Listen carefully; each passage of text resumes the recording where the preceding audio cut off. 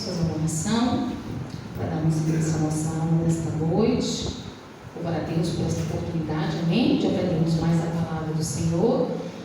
Bem dizer ao Senhor pela sua vida, né? Você está aqui, é sinal que você tem sede, né? De conhecimento, de crescer um pouco mais na presença de Deus. Isso é muito bom, amém? Senhor Deus e Pai, nós te louvamos e te bendizemos nesta noite.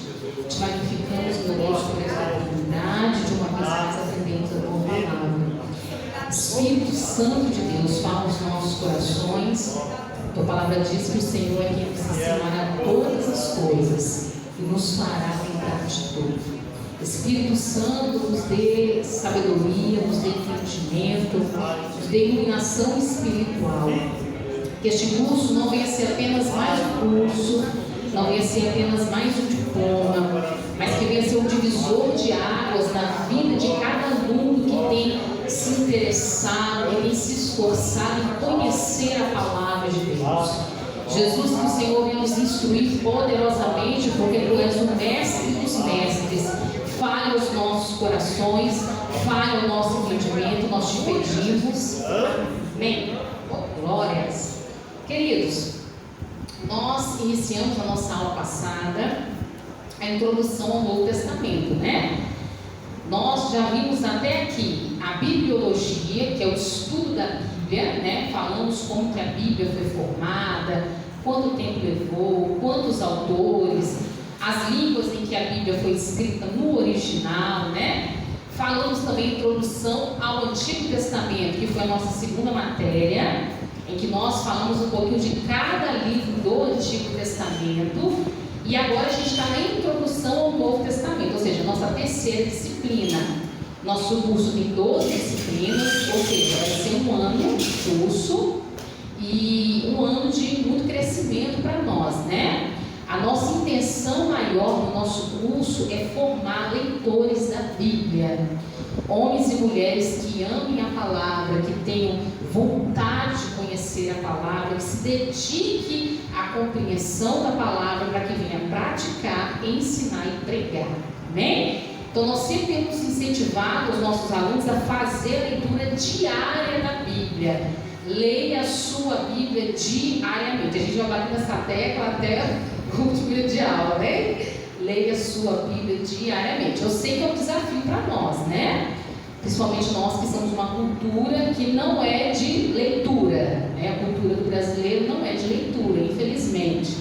Todavia, nós precisamos criar bons hábitos e ler a Bíblia, meditar, refletir, buscar memorizar versículos da palavra, né? Buscar compreender para a gente praticar e poder assim ensinar é um hábito que a gente precisa criar. Requer esforço, requer dedicação, mas que vai valer a pena, né?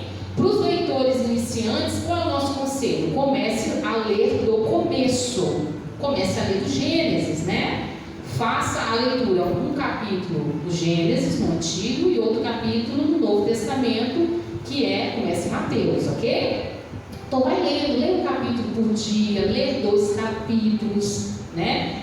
Tem gente aqui que tem um calendáriozinho, né? Que vai marcando quantas leituras fez naquele dia. Isso é bom, isso é motivacional, né? A irmã Elaine já tem um testemunho para contar, né? Ela tinha essa dificuldade, hoje ela já lê. Quantos capítulos, irmã Elaine?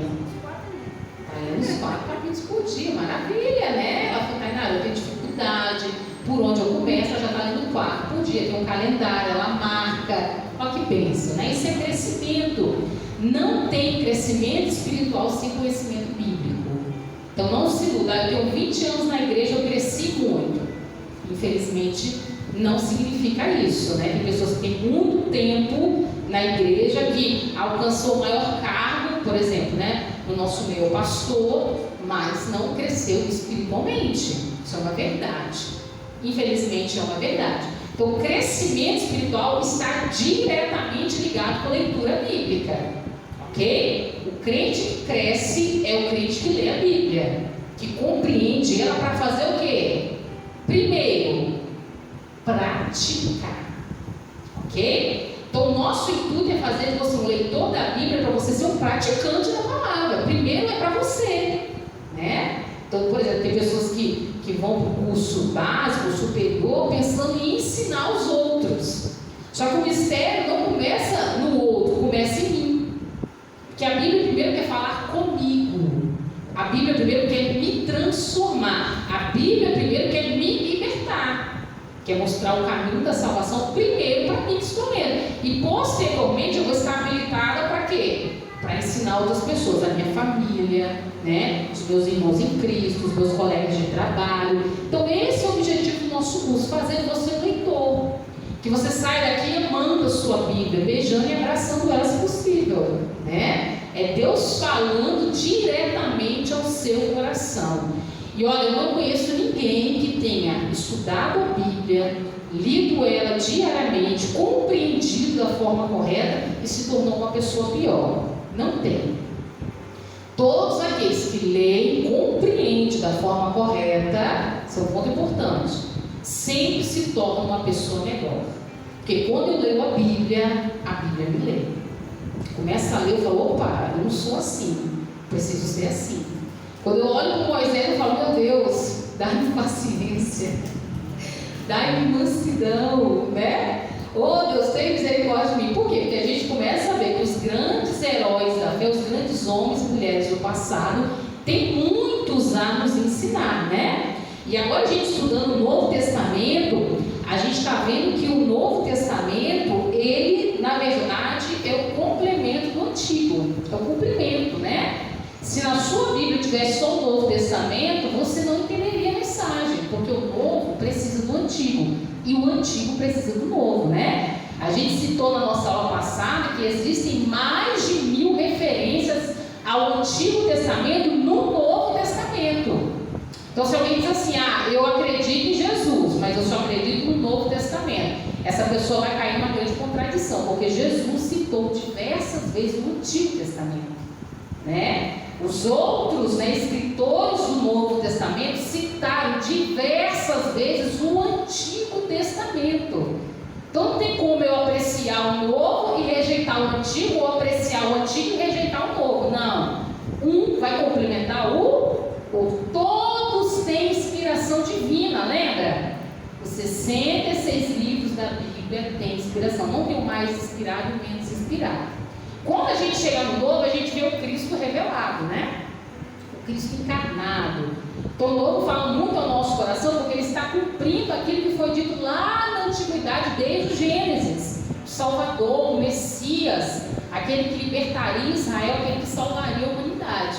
Então o Novo fala muito ao nosso coração, porque a gente vê ali o Cristo revelado, né? Todavia, ambos os testamentos são extremamente importantes para a gente entender a mensagem principal da Bíblia. Qual é a mensagem principal da Bíblia, irmãos?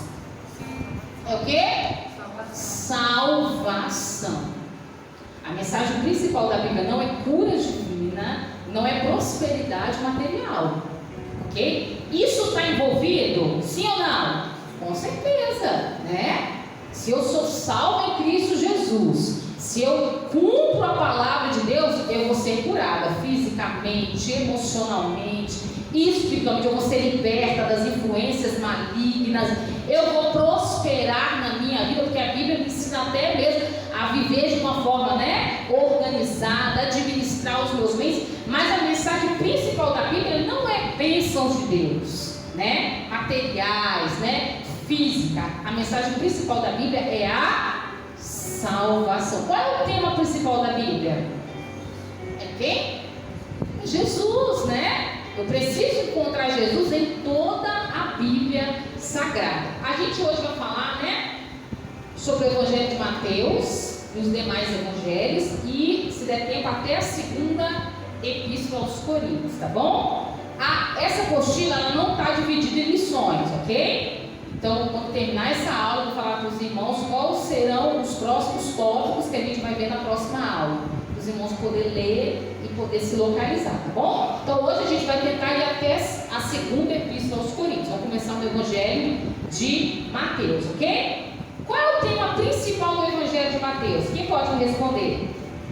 Pode ler, tá bom? Jesus, o Rei Messias. Olha só.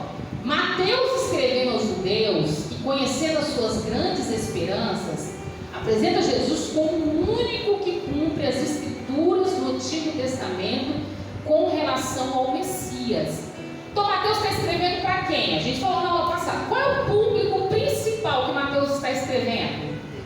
Os judeus, né? E ele, sabendo que os judeus amam os seus profetas, os profetas, né, do Antigo Testamento, e sabendo que eles esperavam o seu Messias, o seu Salvador, o seu Rei, ele vai deixar de uma forma muito clara para os seus leitores que Jesus é o Rei. Jesus é o Messias que eles tantos estavam aguardando. Olha só, por meio de numerosas citações do Antigo Testamento, ele mostra que o Messias deve ser, o que ele deve ser? Por um registro das palavras e atos de Jesus. Prova que ele é o Messias. A repetição frequente das palavras reino e reino dos céus revela outro tema importante do Evangelho segundo Mateus. Então, Mateus vai citar muito o Antigo Testamento, muito. Ele vai citar muito os profetas do Antigo Testamento. Ele está mostrando ali aos seus leitores, aos judeus em particular, que Jesus é o cumprimento de tudo aquilo que foi falado pelos profetas. Vamos lá, data e autor. Foi escrita após o ano 70. Anota aí na sua apostila, que essa informação eu coloquei a mais, tá bom? Foi escrita após o ano 70, né? No ano 70 foi destruída, né, a cidade de Jerusalém, o templo. Então, certamente, Mateus escreveu após o ano 70. Uma tradição digna de confiança atribui a Mateus a autoria deste livro. Muito pouco se diz acerca dele no Novo Testamento.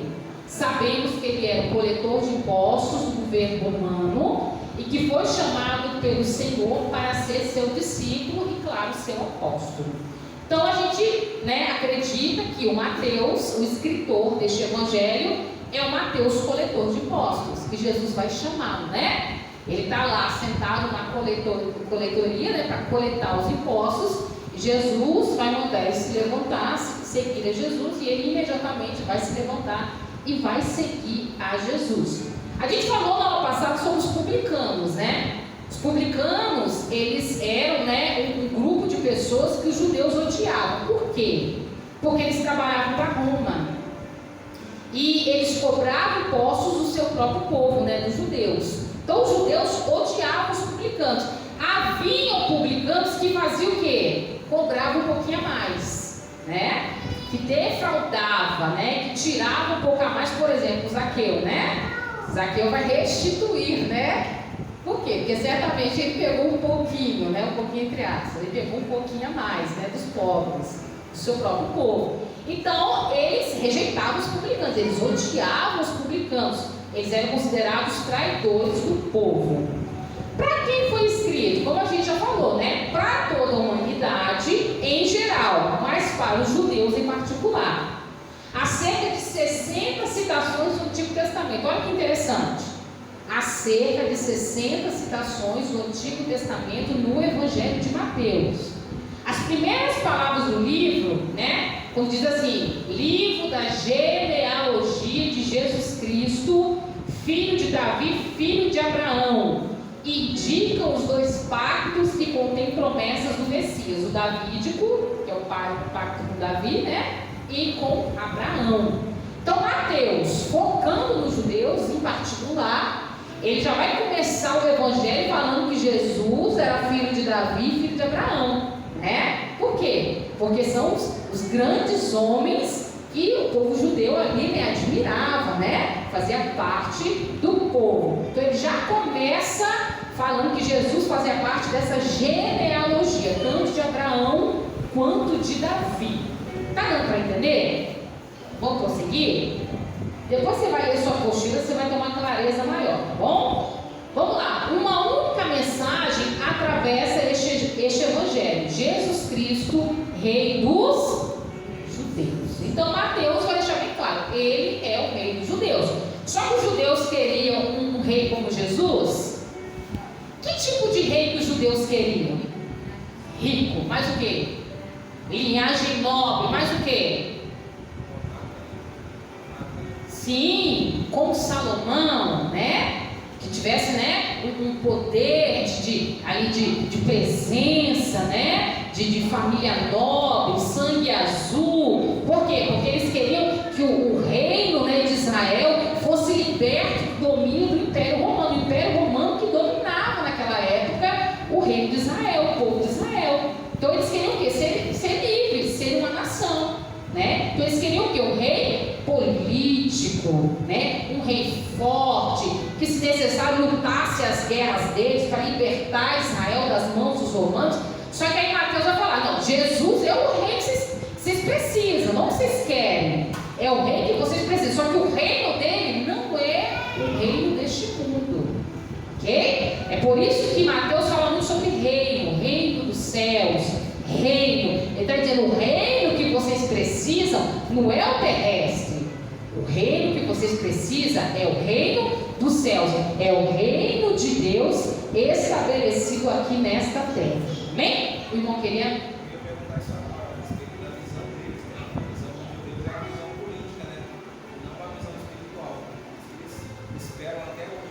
Perfeito. Os judeus ortodoxos, né? Aqueles que ainda permanecem na tradição antiga, eles ainda aguardam o Messias. A gente já falou sobre isso. O calendário deles não zerou, o nosso zerou a partir do nascimento de Jesus, né? Nosso calendário é o calendário cristão. O deles não. Eles estão no ano 5.780 e pouco.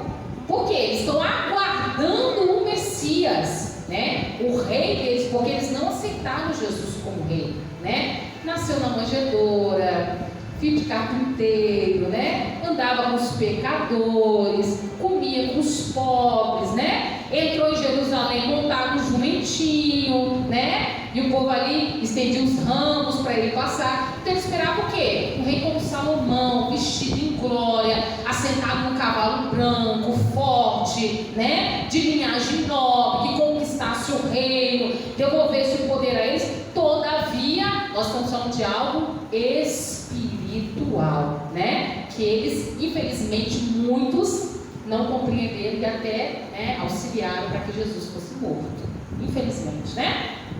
Então Jesus Cristo é o rei dos judeus. Essa é a mensagem principal que Mateus vai trazer para os seus leitores, que em particular ele está focando nos judeus. Vamos lá, olha o que diz. Em Mateus capítulo 1, ele apresenta suas credenciais genealógicas de rei. Ele fala, ó, ele é descendente de Davi, então ele é rei, né? Quem é de genealogia de rei é o quê? É príncipe, né? É princesa, vai ser rei também. Mateus capítulo 2, um menino rei recebe homenagem dos sábios do Oriente, suscitando a inveja de outro monarca que é Herodes. Mateus capítulo 3, apresenta-nos João Batista, o mensageiro e precursor do rei. No capítulo 4, o próprio Jesus Cristo anuncia a iminência de seu reino. Nos capítulos do 5 ao 7, ele revela os princípios fundamentais desse reino, no Sermão da Montanha. Eu não sei eu sei que nem todos aqui são da Assembleia de Deus, né? Mas, por exemplo, na nossa escola bíblica, esse trimestre nós estamos estudando sobre o Sermão do Monte, né? A revista da EBD, que é da CPAD, que é a Casa Publicadora das Assembleias de Deus, está trabalhando exatamente esse tema, o Sermão do Monte, que é do capítulo 5 ao 7 do Evangelho de Mateus. E a gente está vendo os valores do reino de Deus, né? Então, quais são os valores do reino deste mundo? O que vale para este mundo? A pessoa vale o que ela é ou ela vale o que ela tem? O que ela tem, né? Você vale o que você tem, né? Você tem diploma, você tem uma casa boa, você tem dinheiro no banco, você vale o que você tem. Aí vem Jesus no Sermão da Montanha, capítulo 5 do Evangelho de Mateus, dizendo assim: bem-aventurados que choram, bem-aventurados que sofrem, porque eles serão consolados. Então Jesus vai mostrando como rei os valores do seu reino, que vai na contramão dos valores do reino deste mundo, né? Então feliz é aquele que está lá no Instagram, nas mídias sociais, botando, né, a foto sorrindo, seus carrões, né?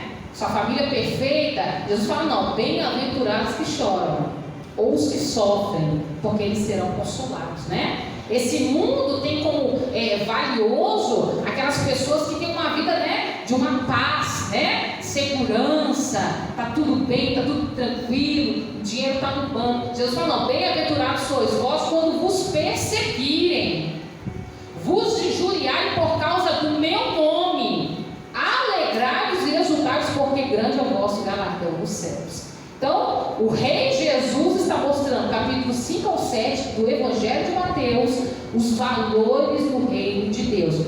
Tem um livro muito bom, se você puder, você consegue baixar na internet, mas se você puder comprar, é O Sermão do Monte, de John Stott. Maravilhoso, já leu? É assim, é formidável. É maravilhoso. Amém. Glória a Deus. Puder, faça essa leitura, porque ali o autor ele vai abrir de uma forma mais minuciosa, né, cada detalhe. Você fica assim: meu Deus, eu tenho muito que aprender. O que Jesus fala, quando a gente lê, a gente pensa que é uma coisa simples. Mas quando você vai no profundo, você vê que é Jesus falando a nossa alma. Ele vai no âmago, ele vai na parte mais profunda do nosso interior. Então assim, quando você lê os evangelhos, eu digo a você, leia devagar. Por exemplo, esse ano eu já li os evangelhos, mas eu vou tornar a ler agora e com comentários positivos, né? Primeiro, dê prioridade à sua Bíblia, porque a sua Bíblia é suficiente. Posteriormente, faça com um comentário expositivo, onde o autor vai explicar versículo por versículo. Um que eu indico é do reverendo Hernandes Dias Lopes. Ele é o pastor presbiteriano aqui da Presbiteriana de Vitória. Excelente, tá bom? Se puder futuramente adquirir, ele tem excelentes comentários positivos. Então faça essa leitura posteriormente com comentário. Você vai ver que tudo que Jesus fala não é por acaso e é muito profundo. Vai além daquilo que a gente pode imaginar, né? Vamos lá, os capítulos do 8 ao 9 demonstram que esse reino de Deus não consiste em palavras, mas em poder. Eles relatam uma sucessão de milagres messiânicos. Os capítulos do 10 ao 12 descrevem-nos a missão dos enviados do rei, o assassinato do seu precursor, que é João Batista, e a decisão tomada pelas autoridades eclesiásticas de rejeitar o seu reino. Em Mateus capítulo 13, traz as parábolas do reino dos céus. Jesus fala: o reino de Deus é semelhante. Está falando do rei, olha o rei ali. Os capítulos 14 e 16 narram as circunstâncias da rejeição do Messias, que é o rei. Esse tema é ainda mais salientado nos capítulos 17 ao 23, a rejeição, tá? Em que Jesus Cristo sobe a Jerusalém, ele entra em sua cidade como rei, montado em jumentinho. É aclamado pela multidão, mas proscrito, né, rejeitado pelos chefes religiosos que, cheios de inveja, planejam fazer o quê? Matar, né? Então, os judeus, né, eles eram tão, né, religiosos, isso é religiosidade, né? Eles eram tão religiosos que queriam matar Jesus em nome de Deus. Existem guerras que são chamadas de guerra santa, que se matam em nome de Deus, né? E vai completamente ao contrário que a própria lei que eles tanto defendiam dizia, né? Que não matarás. Como é que você vai matar alguém em nome de Deus? Né? Então, olha o extremo que eles chegaram. O apóstolo Paulo, ele era extremista, sim. Era dessa forma, né? A gente estudou nas nossas escolas bíblicas no ano passado sobre o apóstolo Paulo. Então, este grande homem que nós admiramos muito hoje, antes da sua conversão a Cristo, ele era um sanguinário. Paulo era um homicida, ele era um assassino, né? Ele matava homens, mulheres, idosos, crianças, pessoas com deficiência que professassem o nome de Jesus como seu Salvador. Ele era truculento, ele era agressivo, né? Matava o nome de Deus, era do extremista, famoso fanático. Ele era um fanático, né? Errava pensando que estava fazendo certo, mas estava errando, né? Glória a Deus que se converteu. Depois dos capítulos proféticos, né? Dois capítulos proféticos, 24 e 25, deixam entrever as circunstâncias que precedem a vinda de Cristo e seu reino de glória aqui na terra.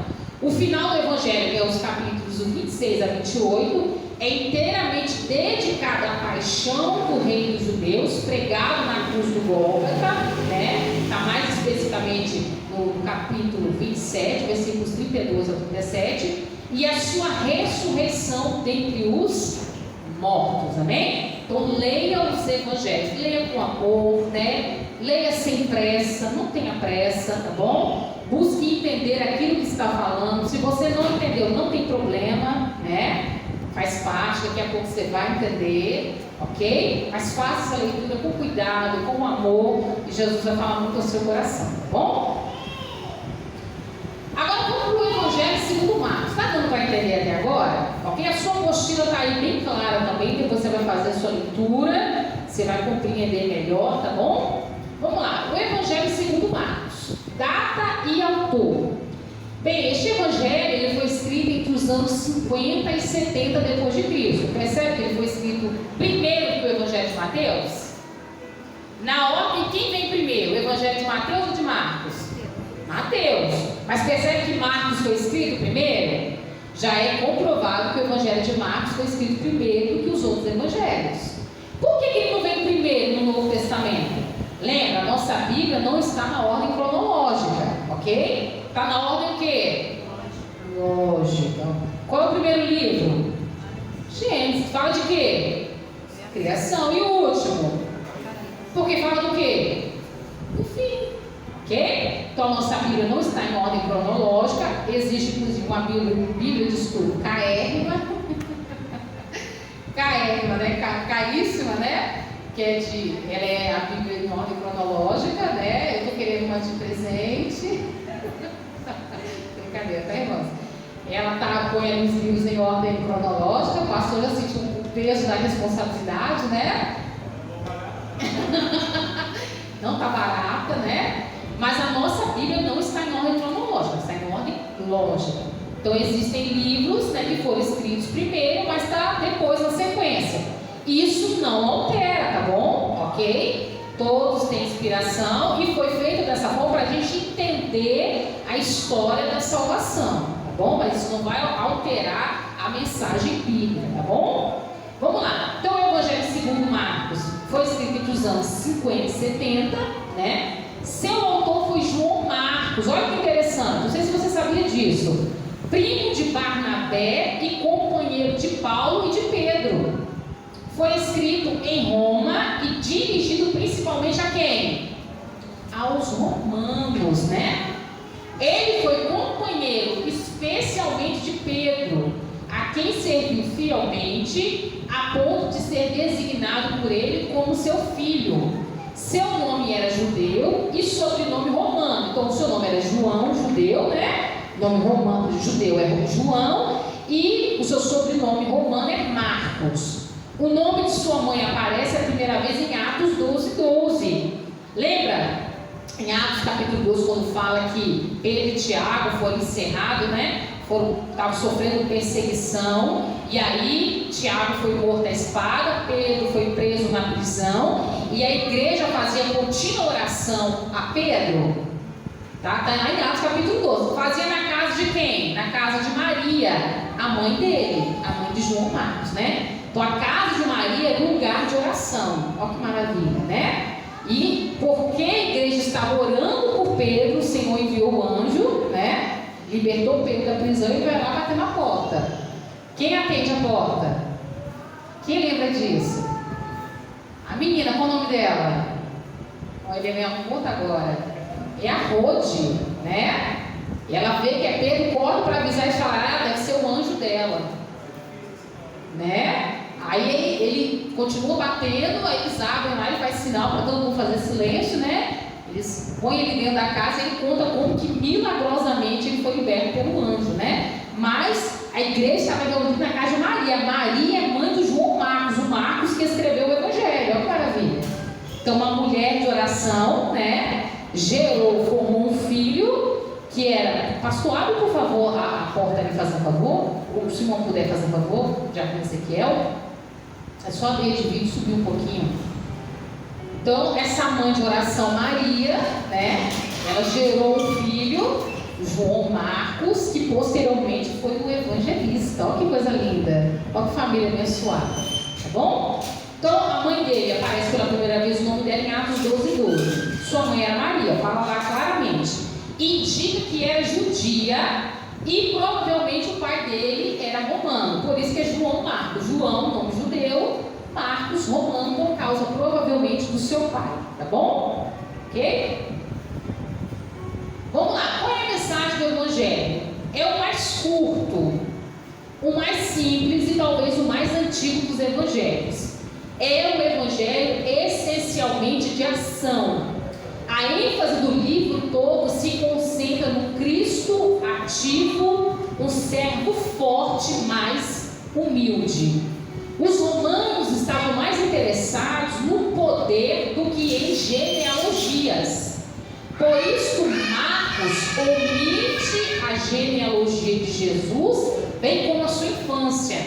Marcos se preocupou em escrever realmente o que interessava aos romanos. Ele apresenta Jesus como grande vencedor de tempestade, dos demônios, da enfermidade e da morte. Por que Marcos foca nessa mensagem? Marcos escreve aos romanos, né? E os romanos era quem dominava os judeus na época, né? O exército de Roma era um grande exército poderoso da terra. Então eles estavam o quê? Em busca o quê? De ação, de força, de poder, né? Eles eram extremamente violentos com quem se colocava contra Roma, matava, torturava, né? Cometia atrocidades. Então Marcos vai apresentar o Jesus para os romanos, que é um servo, mas é um servo forte, né? Vai mostrar ele como aquele que tem o poder de acalmar a tempestade, o poder de curar as enfermidades, o poder de expulsar demônios. Quando Marcos vai citar o endemoniado de Gadara, ele vai falar com riquezas de detalhes, mais detalhes do que os outros evangelistas. Por quê? Porque ele está mostrando para os romanos que o Jesus que ele está apresentando a eles é o forte, né? O endemoniado era preso com grilhões, era preso com cadeias, mas nada podia detê-lo, né? Então vem Jesus e repreende os demônios. E Jesus pergunta, né? Qual é o teu nome? Legião. Por quê? Porque o exército romano tinha uma legião de soldados. Está entendendo o mistério? Então Marcos está focando nisso para quê? Para mostrar para os romanos que Jesus é o forte. Não é o exército deles, não é os soldados dele. Quem é o poderoso? É Jesus. Está dando para entender? Esse João Marcos é aquele que em certa ocasião Paulo não vai querer que ele ande com ele. Se você ler em Atos dos Apóstolos, você vai encontrar isso. Paulo não vai querer que ele anda com ele, né? Porque houve um momento que ele mostrou indecisão, mas posteriormente Paulo vai mandar chamá-lo, porque ele era muito importante, muito precioso para a obra de Deus, né? Então foi uma pessoa que por um momento mostrou indecisão, mas posteriormente foi um grande evangelista, né? Pode acontecer com a gente também, ok? É gente como a gente, né? É isso que a gente tem aprendido no nosso curso. Os grandes homens e as grandes mulheres do passado eram gente como a gente, né? Sujeito a fraquezas, sujeito ao pecado, né? Erravam, falhavam, mas se arrependeram, levantaram a cabeça, se entregaram e morreram por amor à causa do Evangelho. Bem? Nesse ponto aí, Barnabé queria que levasse, né? Perfeito. Então assim, talvez, mas vamos ter opiniões assim diferentes, né? Sim. A gente está vendo aqui que ele era filho de Barnabé, era parente dele, né? Então Barnabé, não, vou levar, vou investir, Paulo já não, né? Mas posteriormente... Barnabé era mais amoroso. Barnabé começou primeiro que Paulo. Na verdade, no início, o companheiro de Barnabé era Paulo. A missão primeiro foi dada a Barnabé e Paulo, né? Quando a igreja estende a mão sobre eles e os envia, é Barnabé e Paulo. Primeiro era Barnabé. Barnabé foi um tutor, foi ele que ensinou o apóstolo Paulo. Posteriormente, Paulo foi se destacando, né? Principalmente o texto sente que João Marcos era para ir numa viagem, ele não foi, né? Sim. Tipo assim. Aí Sim. Paulo sentiu também, né? Acontece, né? Mas posteriormente Paulo manda chamar porque ele era muito precioso, ele era muito valioso, né? Acontece, faz parte. Vamos lá. Marcos registra 18 dos milagres de Jesus, mas apenas 4 de suas parábolas. Marcos está focando nos romanos, né? Então, enquanto Mateus fala uma infinidade de parábolas, e né, Jesus ali fala as suas parábolas, né? Parábola significa comparação, né? para o povo judeu entender a mensagem, usando ali elementos da vida cotidiana dos judeus, mas Marcos não. Marcos não está focando em parábola, né? Porque ele escreveu para os romanos. Romano não tem também comparação da vida cotidiana do judeu. Não, Marcos vai focar nos milagres, né? Está mostrando para os romanos que Jesus é um servo forte, poderoso. Ele faz menos referência ao Antigo Testamento, para o romano não interessa o Antigo Testamento, né? Que os demais evangelistas. Ele explica os costumes judeus aos leitores romanos, né? Então Marcos ali sempre vai citar, dar uma explicação de algum costume, por quê? Porque os romanos não entendem, né, aquela linguagem ali. Mas não emprega a palavra lei, que aparece 8 vezes em Mateus, 9 vezes em Lucas e 14 vezes em João. Porque os seus leitores, né, iriam compreender melhor a mensagem dessa forma. Deu para entender? Isso aqui é para você sair da aula de hoje querendo ler os evangelhos, tá bom? Se aprofundando na palavra de Deus. Vamos para o Evangelho segundo Lucas? Para quem que Lucas escreveu? Quem lembra da aula passada? Para os gregos, né? E os gregos eram o povo do falar bem, lembra? Os gregos eram o povo, né, da filosofia, né, da medicina. Os grandes filósofos do passado vieram dos gregos. Era o povo do falar bem. Era o povo que cultivava a beleza. Eles amavam a beleza, né? Os deuses da Grécia eram belíssimos, né? Veja a escultura dos deuses da Grécia, né? Eles apreciavam muito a beleza física, a beleza corporal, né? Tinha ali a deusa da beleza, né? E aí, Lucas, sabendo disso, Lucas, um médico grego, que é chamado médico amado, ele vai focar exatamente para os seus leitores. Vamos lá. Autoria, destinatário e data. Sem dúvida alguma, Lucas, o médico amado, lá em Colossenses 4,14, Paulo o chama dessa forma, tá bom? Foi o autor desse evangelho. Foi escrito nas proximidades do ano 60. Foi ele também o autor de Atos, dirigidos à mesma pessoa. Então, Lucas não escreveu apenas o evangelho, ele também escreveu o livro de Atos dos Apóstolos, tá bom? É o mesmo escritor, é o autor Lucas. Para que Lucas escreve? Quem lembra? Qual é o nome da pessoa que ele está escrevendo, o destinatário? Teófilo. É isso aí. Lucas foi escrito para os gregos, né? A civilização grega, ela é antropocêntrica. O que quer dizer isso? Antropocêntrica. Quem é o centro? É o homem, antro, né? Do grego homem, centro. Então o centro, né, pro grego é o homem, né? Então tudo é em volta do homem, a beleza, a sabedoria, o conhecimento, a aparência do homem. Então a civilização grega é antropocêntrica e Lucas escreve para o seu amigo grego, que é chamado qual? Teófilo. Então ele escreve o Evangelho e também Atos, tá bom? Faz a apresentação de Jesus Cristo como homem perfeito. Então Lucas vai apresentar Jesus, um homem perfeito, mas não a perfeição que ele estava buscando. Porque o nosso Jesus, né, a Bíblia diz que ele não tinha, né, beleza nem formosura. O foco não é a aparência, não é essa perfeição exterior que ele está focando. Ele está falando da perfeição, né, como Deus, né? Como aquele que ama o ser humano, como aquele que é bom, que é maravilhoso. Então esse é o foco de Lucas. A frase filho do homem aparece muitas vezes, né? Ele está falando ali da humanidade de Jesus, o homem perfeito, tá bom? Quais são os versículos chaves? Capítulo 1, versículo 4 e capítulo 19, versículo 10. A expressão cheio de compaixão é característica do Evangelho segundo Lucas. Nele vemos o Filho do Homem aproximando-se dos homens para participar das suas angústias e livrá-los delas. Qual é o tema central? Jesus Cristo como Salvador universal para todos os povos, né? Então Lucas, como médico, ele certamente se deparava com o sofrimento humano. Eu imagino, né?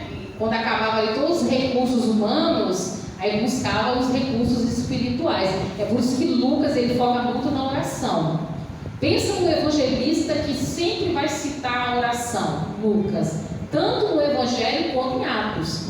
Por exemplo, em Atos dos Apóstolos, ele foca muito no Espírito Santo, a gente vai ver daqui a pouco. Ele está deixando muito claro, a igreja só cresceu, e só prevaleceu, só sobreviveu diante de toda a perseguição, porque era uma igreja de palavra, de oração e cheia do Espírito Santo de Deus. Lucas, ele é o escritor da oração e do Espírito Santo.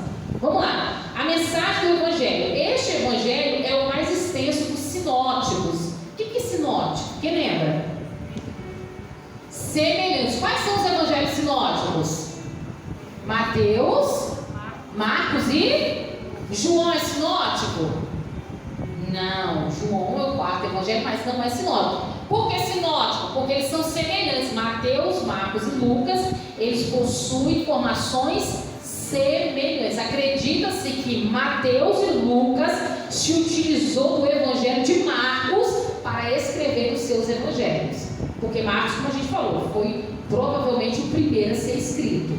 Ok? Os outros escritores se basearam no evangelho de Marcos, tá bom? Então os evangelhos sinóticos, Mateus, Marcos e Lucas. Sinóticos, semelhantes, porque eles apresentam passagens e informações semelhantes. Mas perceba, cada escritor vai focar no detalhe que ele quer. Então, às vezes, você lê uma passagem lá em Mateus que cita uma informação que Marcos, quando cita aquela informação, ele apresenta um outro detalhe, porque ele está focado nos seus leitores, lembra? Cada escritor está focado no seu leitor. Então, ele vai dar ênfase a detalhes que o outro não vai dar, porque para o leitor dele não é importante, ok? Então, tudo há uma intencionalidade por trás. Então, a gente pensa que não, isso aqui é um detalhe que foi esquecido. Não, tem um porquê. Tudo tem um porquê, tá bom? Tudo tem uma intenção. Então, ele é o mais extenso dos sinóticos. Lucas, sendo um homem de ciência, ele não nega os milagres. Isso é magnífico, né? Dos 4 evangelistas, é ele que narra maior número de curas realizadas pelo divino médico. Então, imagina, Lucas, ele está falando com propriedade, né? Se os incrédulos da época estavam duvidando, um médico, um excelente médico, ele está falando com propriedade. Então, Jesus operou, curou mesmo, né? E ele, a Bíblia diz, ele vai investigar.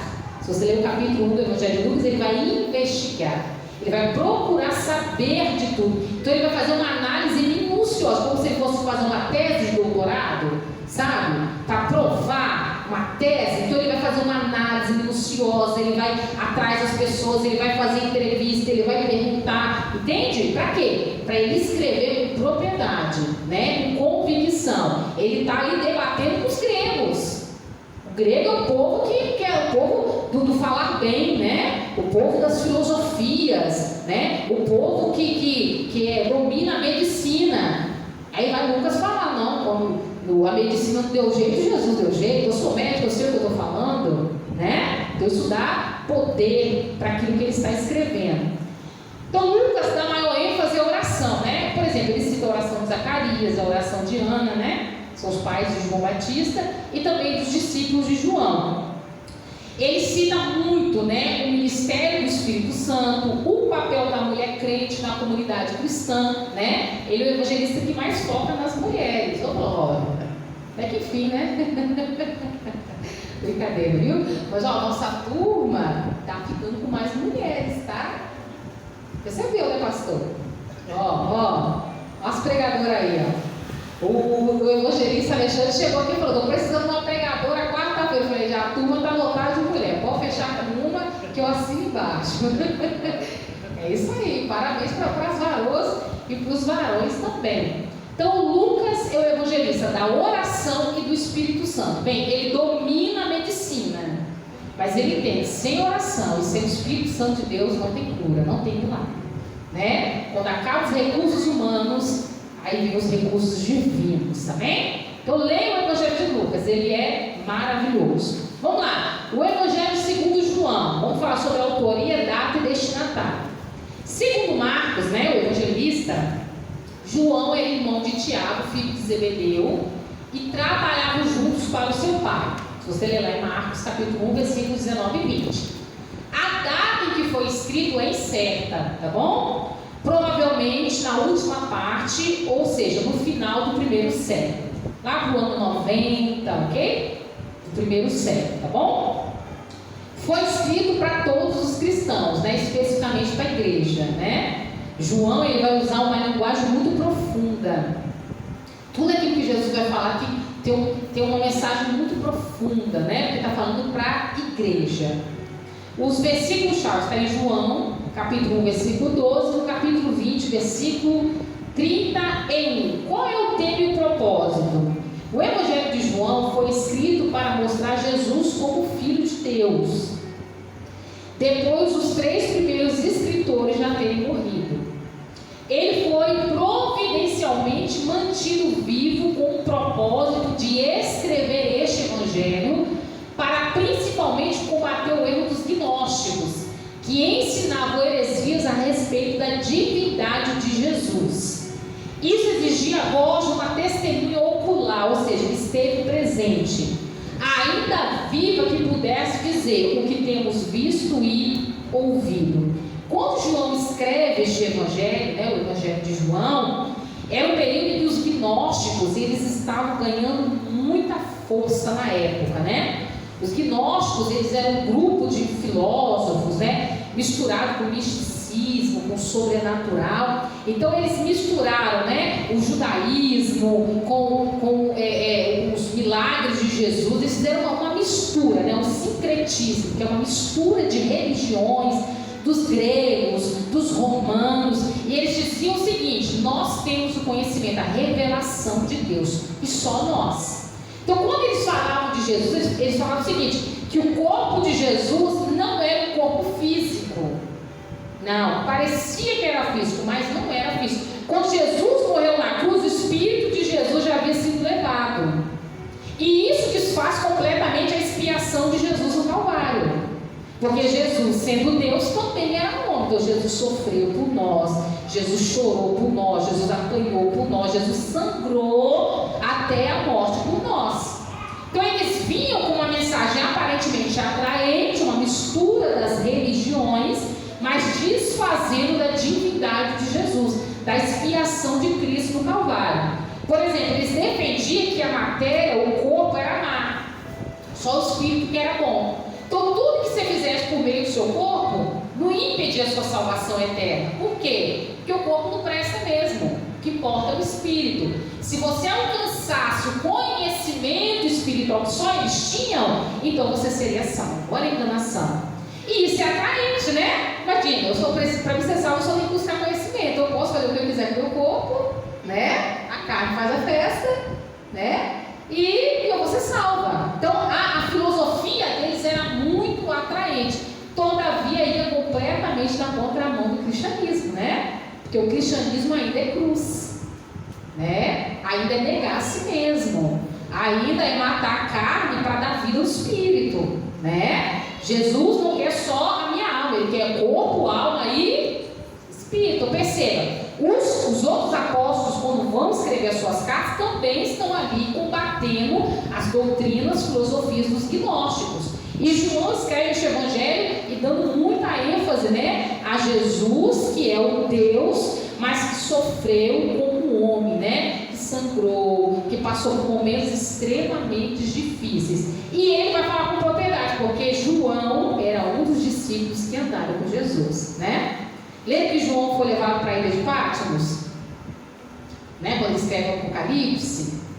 Então era para ele ter morrido lá, mas ele não morreu não. Olha que maravilha, né? A história dele não terminou no Apocalipse, que também foi escrito nesse tempo, lá para o ano 96 também, né? Então foi ali, foi muito próximo o Evangelho e também o Apocalipse que João vai escrever. Já era um idoso com mais de 90 anos de idade, né? E o Senhor usou ele tremendamente. Amém? Vamos lá, conteúdo da mensagem. Cada um dos 21 capítulos contém um retrato impressionante de algum aspecto do caráter e da obra do Salvador. Na sua apostila está mais completa, eu tirei apenas algumas partes, tá bom? Por exemplo, no capítulo 1, ele apresenta Jesus como quem?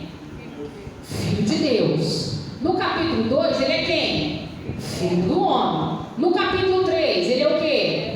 Mestre divino. No capítulo 4, ganhador de almas. No capítulo 5, o grande médico. Aí eu pulei, né? Essas 3 pontinhos aí. Continua aí na sua apostila, tá bom? No capítulo 18, é o sofredor modelo. No capítulo 19, Salvador crucificado. No capítulo 20, é o conquistador da morte. No capítulo 21, é o restaurador do arrependido, né? Está o tempo todo mostrando o caráter e a obra do Salvador. A ênfase central do Evangelho segundo João é a apresentação de Jesus como verbo encarnado e filho unigênito. O que é unigênito? Quem sabe? Único. Também. Mas mais profundo. Unigênito. Não. Único gerado. Os irmãos falam único, chegou lá. Chegou perto, tá bom? Unigênito é o único gerado, tá bom? Encontramos 23 vezes o significado eu sou do Senhor. Profundo, né? Quando que foi dito primeiro eu sou? Quando foi mencionado pela primeira vez na Bíblia eu sou? Foi no Evangelho de João? Foi aonde? Antigo Testamento, aonde? Êxodo, sim. Quando que houve? Monte Horebe, quando Deus fala com quem? Moisés. Senhor, como perguntarem o teu nome? No Egito tem muitos deuses, cada um tem um nome. O que eu vou falar para esse povo? O que Deus falou com Moisés? Diga para o povo, eu sou, te enviou. Aí, lá no Novo Testamento, vem João apresentando eu sou. Olha aí o tema do sermão. O grande eu sou. Começa lá no Êxodo, né? Ó, vocês vão ficar famosos, hein? Daqui a pouco estou pregando lá em Camboriú, hein? Ó, que bênção! Começa lá no Êxodo, eu sou, e aí João vai falar, o eu sou, né? Veremos alguns, olha, ele fala, eu sou o quê? O pão da, eu sou a luz do, eu sou a porta das, eu sou o bom, eu sou a ressurreição e a vida, eu sou o caminho, a verdade e a vida, eu sou a videira verdadeira. Olha que tremendo. Então Jesus é o cumprimento lá do Antigo Testamento, está muito claro, ok? Vocês conseguem ver isso?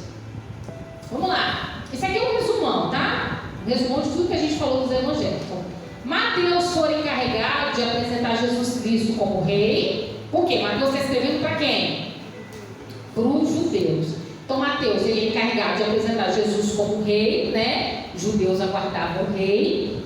Coube a Marcos descrevê-lo como servo. João foi incumbido de provar o que? A sua divindade, né? Está falando dos gnósticos, né? Que está duvidando da divindade de Jesus, do corpo de Jesus, né? Jesus é Deus e Jesus é homem também. Está lá João falando. E Lucas de revelar seu nascimento miraculoso e suas credenciais genealógicas de filho do homem, o homem perfeito que os gregos tanto buscavam e procuravam. Vamos lá.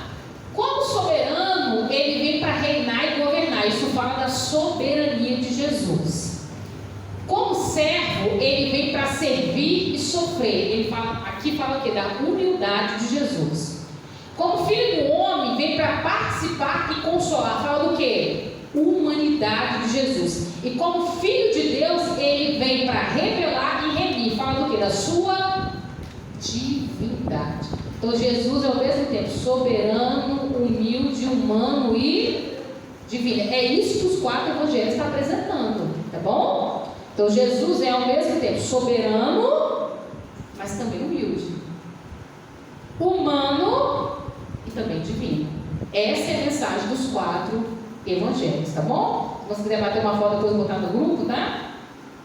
Está em alguma parte aí da sua apostila, tá? Mas está entre os evangelhos, né? As explicações. Há uma dúvida aí a respeito de João, né, que compartilha o gnosticismo. Na verdade, ele compartilhou só o gnosticismo ou outras heresias também se levantaram?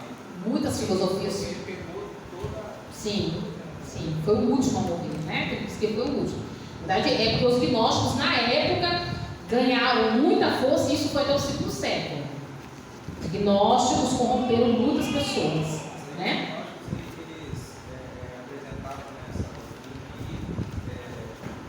em Jerusalém. Não, ela até hoje existe. Existem os adeptos. Ela foi se desenvolvendo, tomando outras vertentes, né? Ela iniciou-se nesse período, todavia foi tomando outras vertentes. Então, pode pesquisar que já tem outras vertentes, né? Já tem cristãos gnósticos. Olha que absurdo. Hoje em dia tem cristãos gnósticos, né? Misturaram o cristianismo com o gnosticismo. Corromperam-se, né? Então, né, a gente pega um pouquinho aqui que agrada, pega um pouquinho dali que agrada. Existe, por exemplo, cristãos que são espíritas também. Eles misturam, né? Vai misturando, pega um pouquinho daqui, pega um pouquinho dali. Infelizmente, tem, né? Então, assim, isso é uma verdade. E foi ganhando muita força. O foco de João foi eles, sim, porque eles eram muito fortes, mas todavia surgiram outros mestres, né? Entre os judeus, né? Entre os gregos, e que foram sendo combatidos pela igreja, pelos apóstolos. Sim. Cristão maçom. A igreja que eu me converti, o presidente dela era maçom. Pois é. Uma mistura, pega um pouquinho de cada um que agrada. Isso fala do sincretismo religioso, né? A mistura das religiões. É aquela frase que é muito famosa, mas é uma mentira. Todos os caminhos levam a Deus. Quando na verdade não leva. O único caminho que leva a Deus é qual? Jesus. Eu sou o caminho, verdade, é verdade. Você quer ir até Deus, você quer ser salvo? É Jesus, não tem outro caminho. Mas o mundo está aí, não é de hoje. Vai misturando um pouquinho de cada, né? Vamos pegar um pouquinho dali, um pouquinho daqui que vai agradando e acreditam sem ser salvos. Todavia, a Bíblia ela vai na contramão disso tudo. Não quer falar?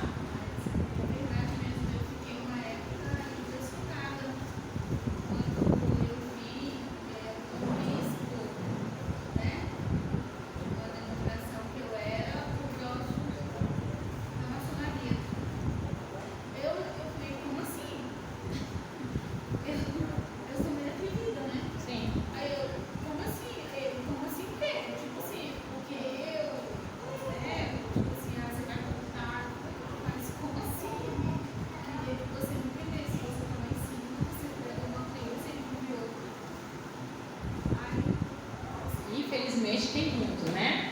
Tem muito, infelizmente. Ok? Vamos lá? Deu para entender até aqui? Depois você vai dar uma lida na sua apostila, vai estar mais claro para você. Vamos falar um pouquinho de Atos dos Apóstolos. Irmãos, Atos dos Apóstolos é magnífico, né?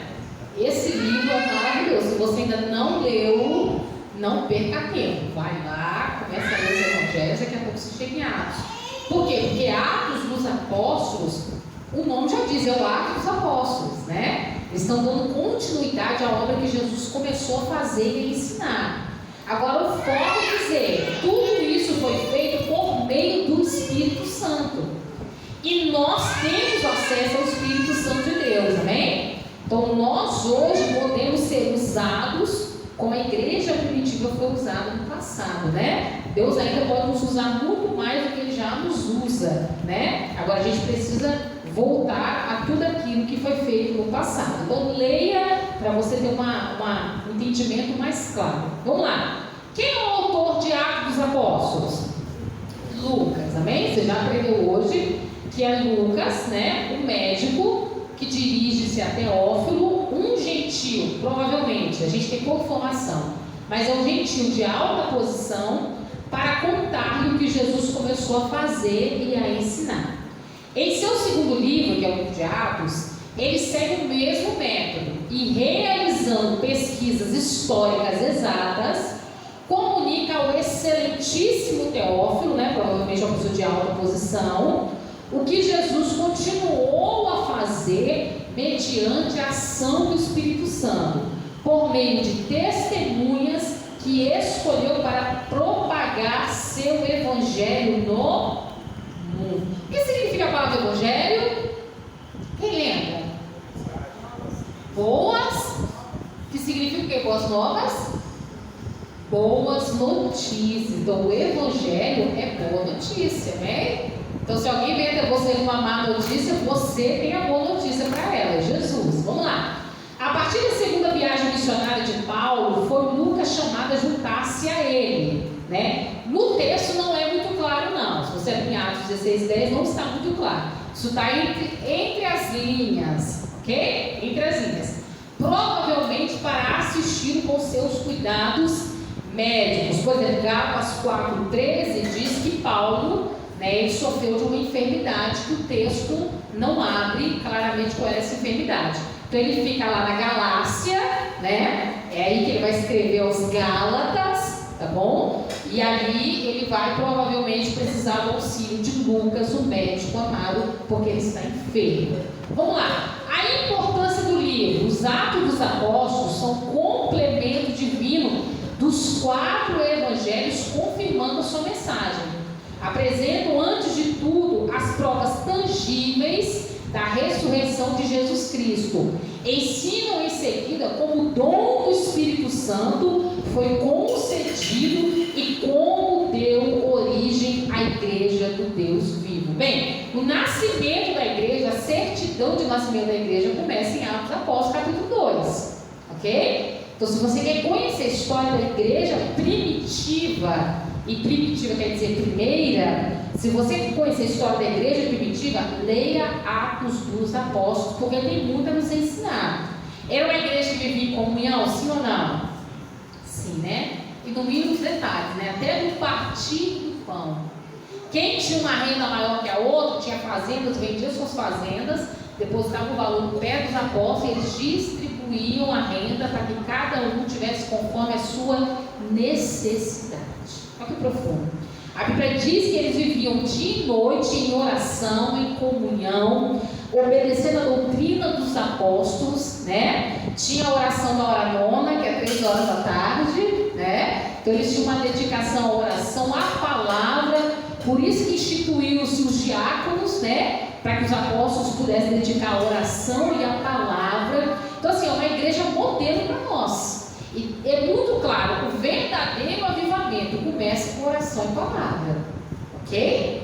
O verdadeiro avivamento começa com oração e palavra. Eles foram batizados no Espírito Santo, capítulo 2 de Atos, receberam a virtude, o poder do Espírito, né? E começaram a propagar, a anunciar o Evangelho da salvação. Isso foi se espalhando, né? Jerusalém, Judeia, Samaria, até os confins da terra, como Cristo havia falado com eles.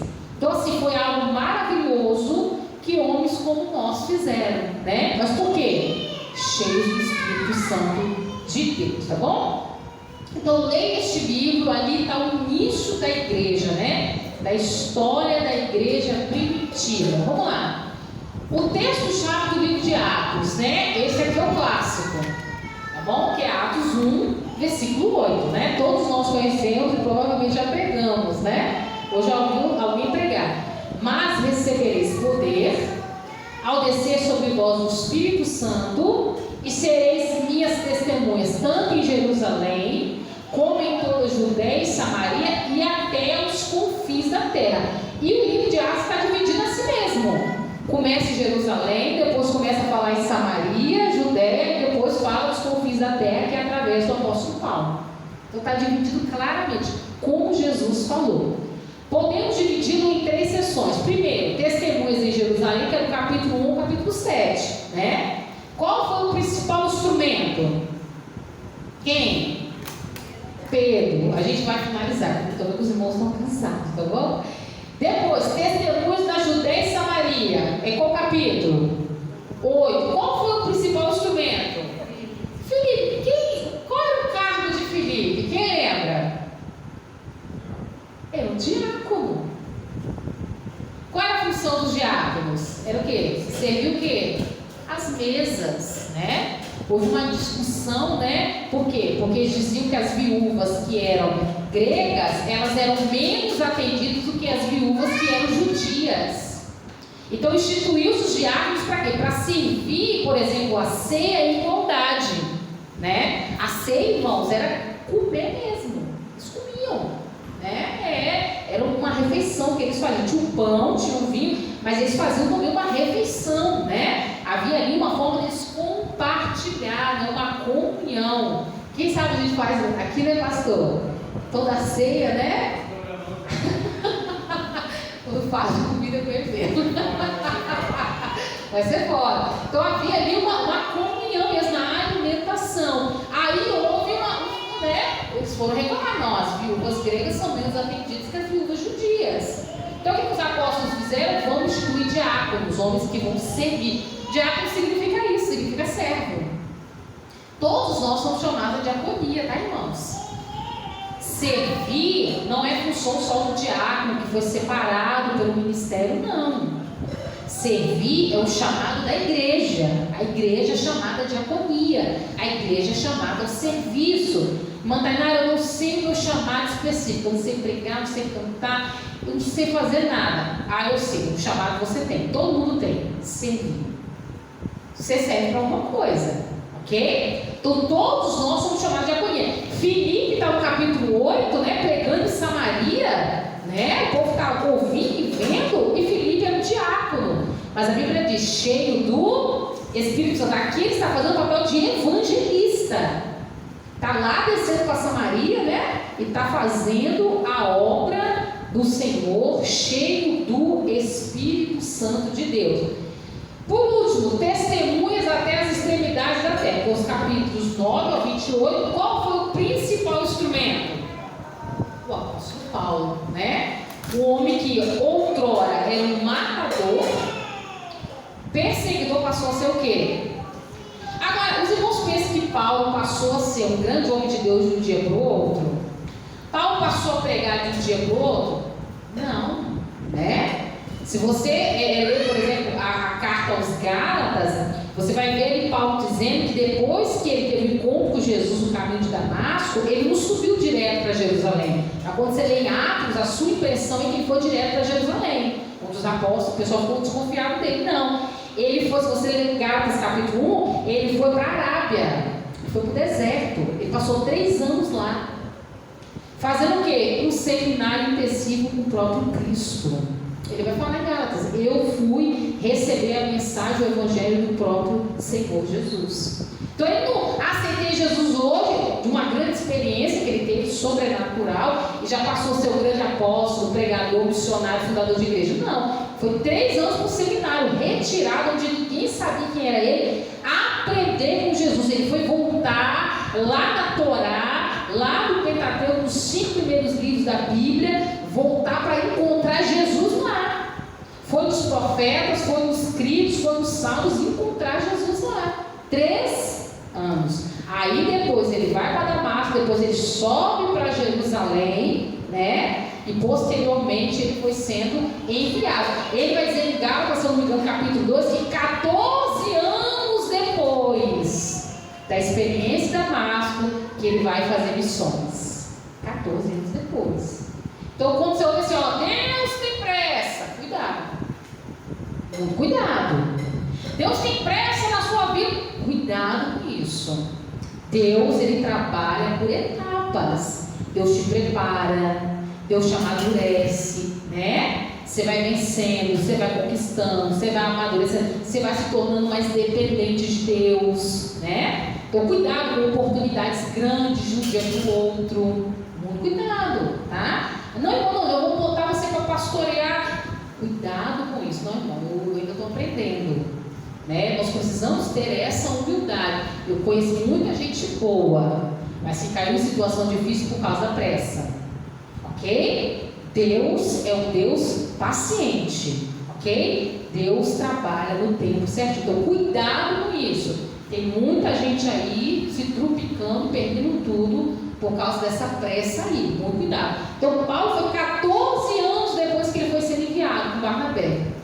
Quando a gente lê o texto, a gente pensa que ele tinha um pouco. Foi não. Gálatas capítulo 1 e 2, você vai entender exatamente o que a gente está falando aqui. A próxima aula a gente vai falar Gálatas. Eu vou trazer esses versículos para os irmãos. Eu vou fazer essa ligação com Atos. Porque quando a gente lê Atos, a gente pensa que foi de um dia para o outro. Eu vou pegar Gálatas e vou fazer essa ligação com Atos para você ver os anos que se levaram para ele se tornar esse grande homem de Deus. Amém? Aí você que está no processo, está pensando que você não está crescendo, você tem que dar glória a Deus, eu estou no caminho certo.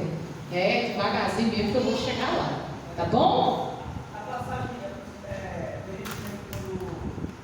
depois aí, quando começa a magistério. Sim, perfeito. Diz que Paulo dava de presente, né? Sim. Até lembro da sensação mesmo que ele viu ali e saiu, agora eu vou pegar. Perfeito. Porque quando a gente lê a Bíblia, a gente pensa que de um versículo para o outro é coisa de minutos.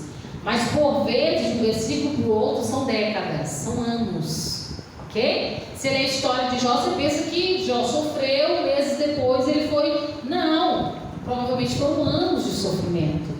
Ok? A gente tem essa impressão, porque a gente precisa buscar compreender a palavra. Quando eu compreendo a Bíblia, eu entendo que o sofrimento faz parte do processo, né? E por vezes o sofrimento leva tempo.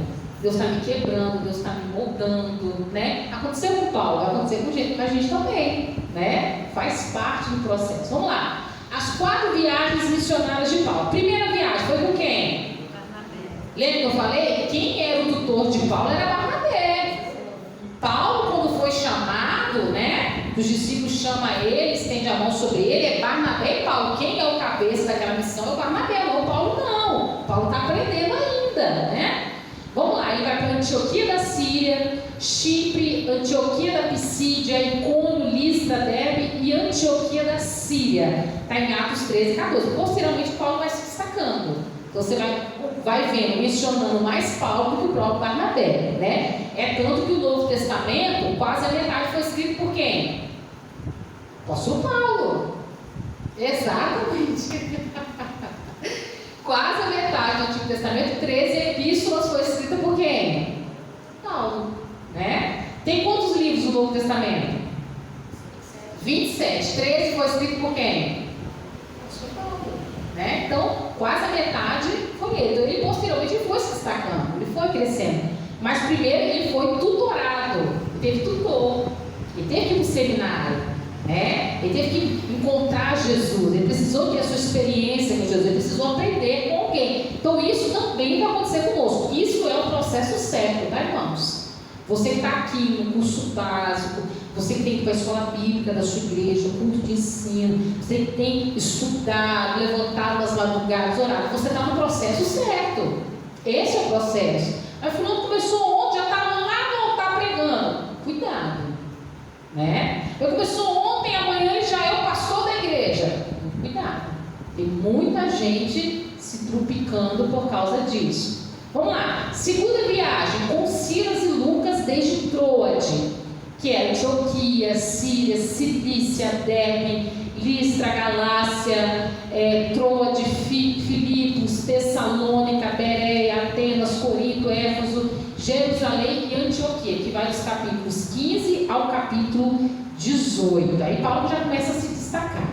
Terceira viagem com Silas, Lucas e outros companheiros de trabalho: Antioquia, Galácia, Frígia, Éfeso, Macedônia, Troade, Mileto, Tiro, Cesareia, Jerusalém, prisão e encarceramento em Cesareia. Quando você vai lendo, vai citando essas localidades, tá bom? As bíblias de estudo tem sempre um mapinha ali para te dar uma localização, tá? Quarta viagem com Lucas e outros discípulos: Cesareia, Cilícia, Ilha de Creta, onde ele sofre naufrágio, Malta, Cilícia e Roma, que é os capítulos 27 e 28. Eu vou parar por aqui, porque foi muita informação, tá bom? Na próxima aula a gente volta na Carta aos Romanos, aí você vai ler aí na sua apostila, marca aí, Carta aos Romanos, a gente vai falar na próxima aula, né? Vamos falar de 1º e 2º Coríntios, vamos falar também dos Gálatas, eu vou trazer, né, esse link com Atos dos Apóstolos para os irmãos verem que foram anos.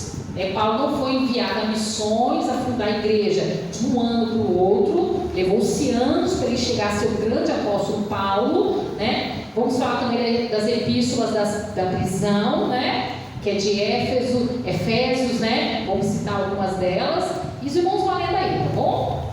Ok? Vê até as epístolas da prisão. Então você vai ler de Romanos até as epístolas da prisão, ok? Que a gente vai trabalhar na nossa próxima aula. Queridos, vamos colocar de pé, vamos fazer uma oração para a gente finalizar. Lembrando, isso aqui, irmãos, é uma introdução, né? Então, por que a gente está falando de livro por livro? A gente está fazendo uma introdução dos livros do Novo Testamento. Porque você vai ler, você tem que ter uma noção do que você está lendo, né? Geralmente uma Bíblia de estudo tem lá, né? na primeira página, data, autor, qual o propósito principal, mas nem todo mundo tem uma Bíblia de estudo. Então, na sua apostila tem essa introdução de cada um dos livros, para você ter uma noção daquilo que você está lendo. Amém? Deus abençoe a sua vida. Vamos orar? Senhor, meu Deus e meu Pai, nós te louvamos e te bendizemos nesta noite. Nós te agradecemos, meu Deus, pela tua bondade, fidelidade, misericórdia. Muito obrigada, Senhor, pelo teu amor. Muito obrigada, Senhor, pelo teu cuidado. Muito obrigada, Senhor, por tudo que o Senhor tem feito por nós. Por este momento, meu Deus, de conhecimento, de aprendizagem. Ó Deus, nós te bendizemos porque Tu és o nosso Deus, o nosso Senhor, o nosso Salvador, o amado da nossa alma, que deixou a Tua palavra ao nosso alcance. Nós te bendizemos por isso, onde nós podemos crescer e nos aprofundar, meu Deus, e nos enriquecer espiritualmente, emocionalmente, fisicamente, meu Deus, psicologicamente, sermos uma bênção nas Tuas mãos. Leve-nos em paz, ser conosco nessa jornada, é o que nós te pedimos em nome de Jesus. Se você crê, diga amém. Amém. Vai em paz em nome de Jesus.